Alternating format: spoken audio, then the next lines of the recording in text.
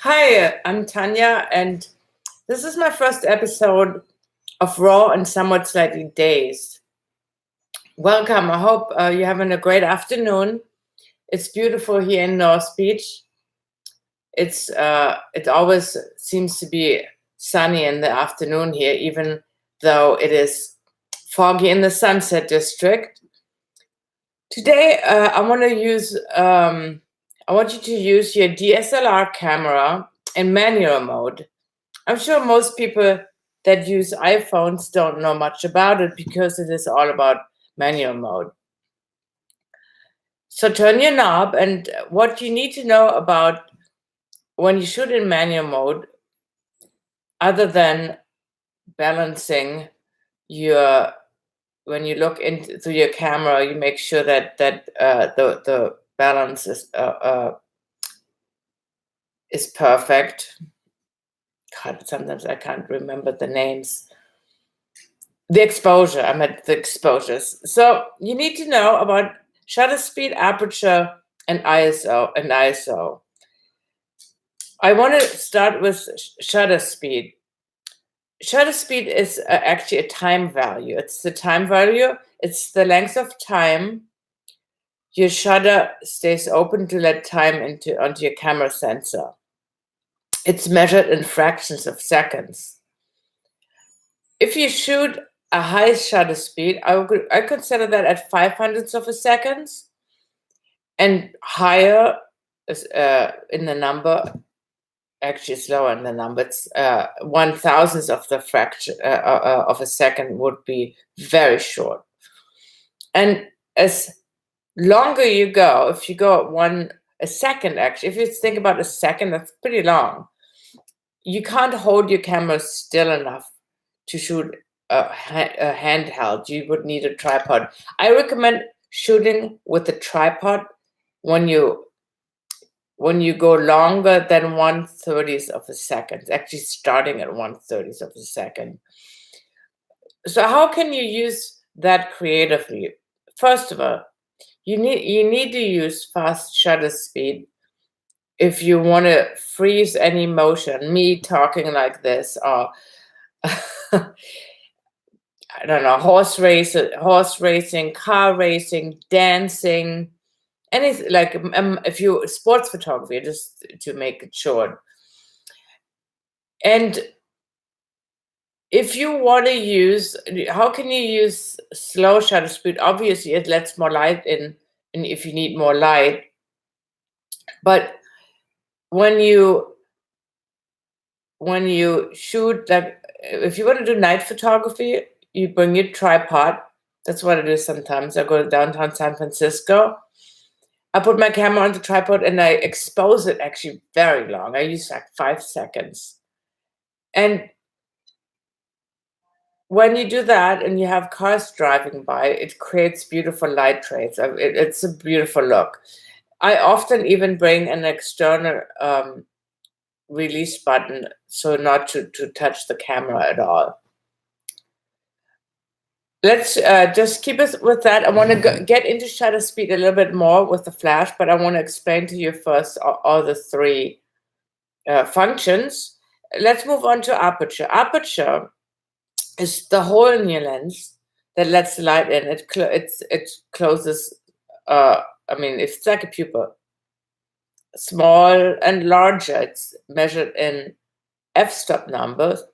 As big as the f-stop number, as small as the hole, and as less light is let in. And f-stop 22 is very small. And f-stop 1.4, it's very big. It lets a lot of light in. If you have a lens that lets you have an f-stop at 1.8, I have the 50 millimeter 1.2. It's a beautiful lens. But there's a couple of things you need to know. First of all, I want to explain to you that there is wider open your lens, so smaller your f-stop, is more shallow your depth of field. If you look at me, if you want just me sharp in the background, blurred out. Right now you can kind of, it's a little blurred, but you can still see it pretty sharp. It would be desirable to blur it out in a photograph. It's not very pretty. You would use a high aperture, meaning a low f-stop. It gives it like, and what you see often, if there would be light in the backgrounds, you get like those little round circles, and it's called a bokeh. I hope I'm pronouncing it right. Bokeh. I say bokeh because a bouquet is a bouquet of flowers. And okay, back to you want just the something in the focus. If I'm referring to wedding photography, I want to have the couple in a nice position and the background a little bit blurred. I definitely use a smaller f-stop number. Another thing you need to know about the shallow depth of field. If you go close with your camera, if you're very close to your subject, let's just say you use 2.8, and if you go really close to me and you put the focus point on my eyes, very close up with an f-stop 2.8, it's a very shallow depth of field. You might not get my nose sharp or my ears. So when you use a shallow depth of field and you want the whole person sharp, you need to move back. You need to have some distance of your subject. That's something really important. You will notice if you're at a wedding and you want to photograph the detail, and it's very beautiful if you have like a couple of flowers, like the centerpiece, the flowers, and some cans around. You want that sharp, but everything blurred out. You can use that really nicely to your advantage. But like with the person, you want the whole face, preferably the hair sharp as well. So with that, you need to move back a little bit, and that also gives you an advantage if you're at a reception and you really need a lot of light and you don't want to pump up. You already pumped up the ISO, which I get later too, and you really want to open your lens, and it's okay. Your f-stop. I'm just talking about you want to have a wide aperture, shallow depth of field, but you stand further back, so you still get a fair amount of people in focus. But concentrate on the ones that you do want to have in focus. And when do we need a high aperture, meaning a small opening, like f-stop 22, 16, like 8? There's a few things. In wedding photography, again, if you have a big group portraits, I've shot group portraits at a church. I had once like 300 people staggered up. You need a high f-stop because you want everybody in focus, even Uncle Bob in the back. I mean, usually I'm pretty far away to get that many people up, and I have a wide angle lens. I would at least go 10 or more. And you definitely need flash for that in the church, or maybe a few flash. And now let me think about, let's just move on to, before I'm going to give you some more tips about the flash thing. Oh, one more thing about another use of a high aperture. Again, just to remind you, small opening. It's for landscape photography. Unless you do a landscape where you have one subject, I don't know, tree stump, you want that to stand out and the other one a little bit blurry. But most of the time, you want the whole big picture of the mountains, the lake, the trees. You want everything in photos. So pop up your f-stop number. And now, what's ISO? You young folks might not remember buying film, but in the olden day, you bought film with one specific ISO number. ISO is measured in numbers. So that's with 100. And back then it was called ASA, at least in Germany. That's where I'm from. So it's measured in number, and as lower the number is, less sensitive is your film to light. The same was with a DSLR camera. As lower the number, as less sensitive is your camera to light. When do you use it? In case it's confusing. Back then, you bought like a roll of film with 100 ASA when you were shooting in bright daylight. You didn't need much sensitivity. And also, one thing is, as higher your ISO number, as more grain you get. Fortunately, all the modern DSLR, professional DSLR cameras, you can pump up your ISO. I still shoot on a Canon 5D Mark III until the next mirrorless comes out.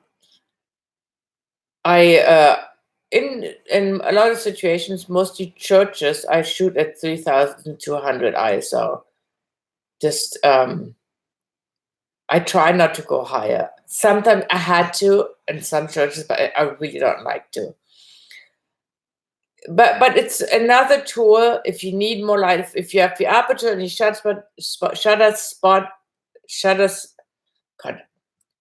and you have your shutter speed and your aperture set the way you want, and it's not enough light, you pump up your ISO.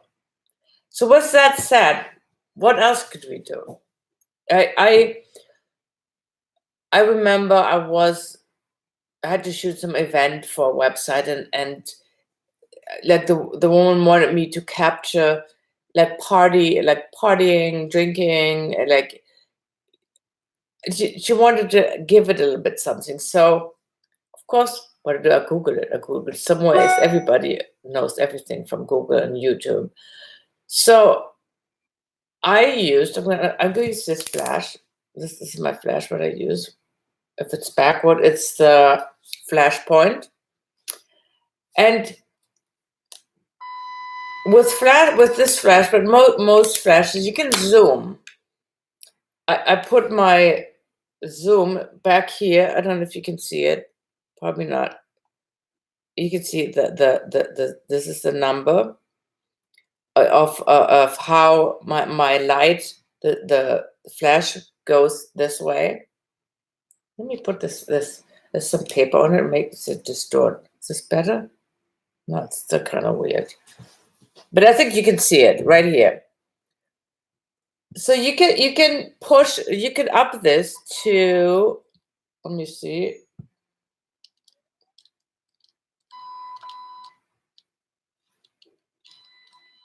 Here.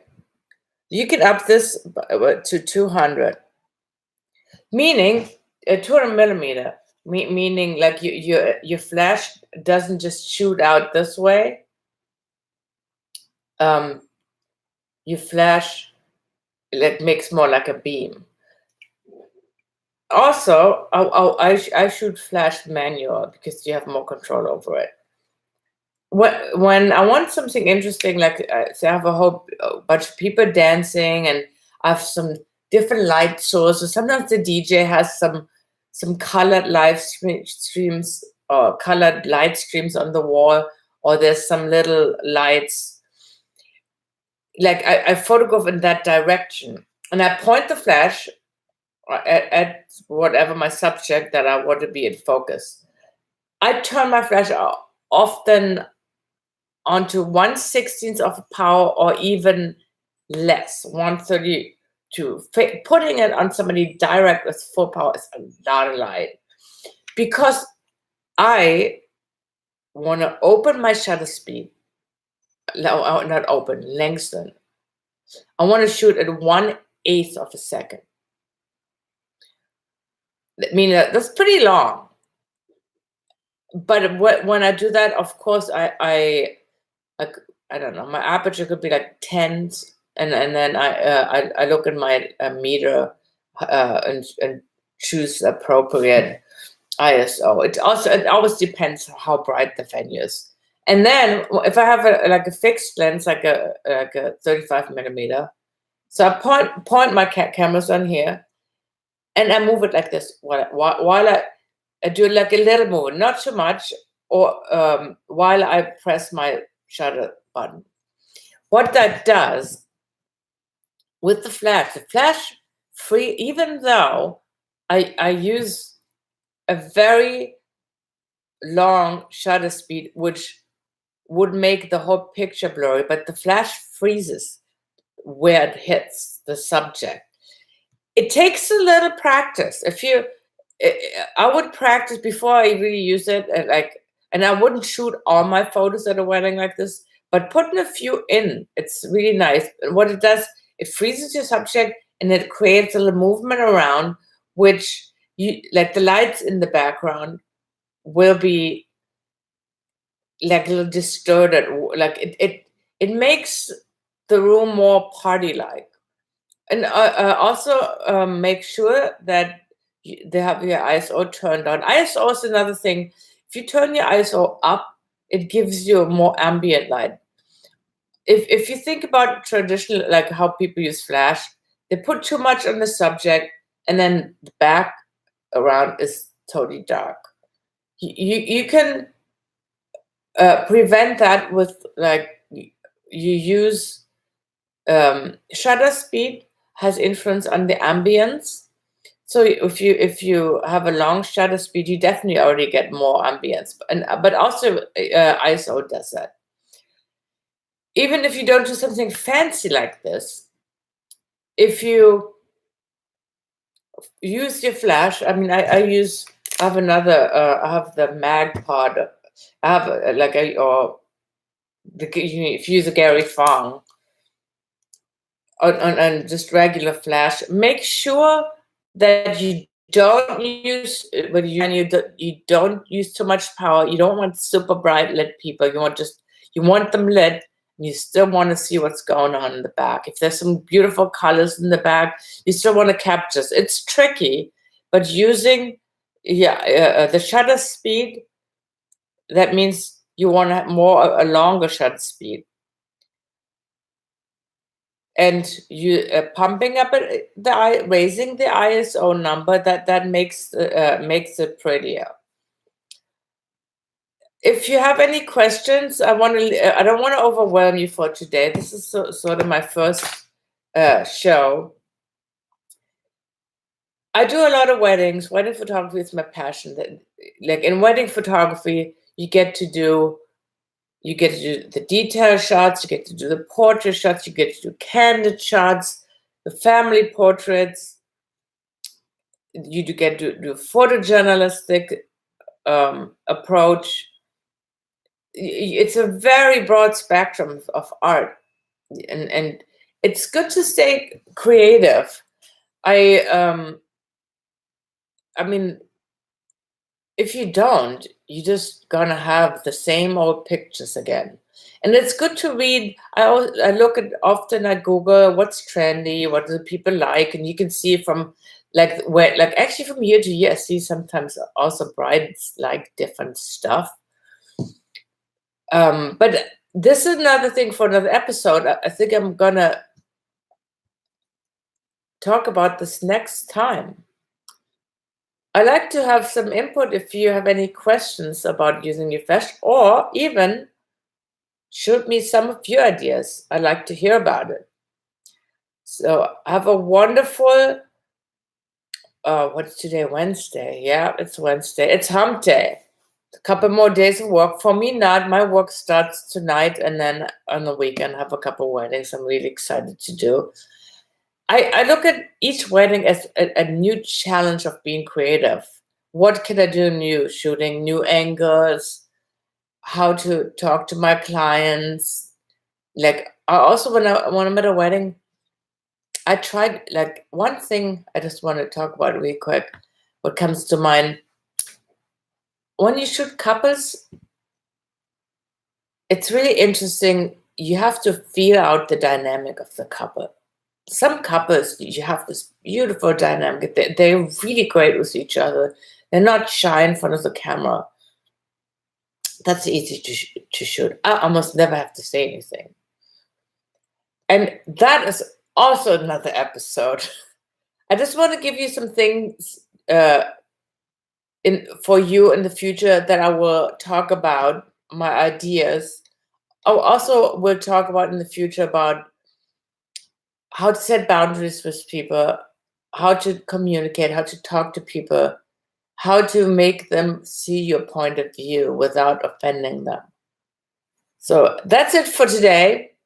Have a great day and tune in next week. Thank you.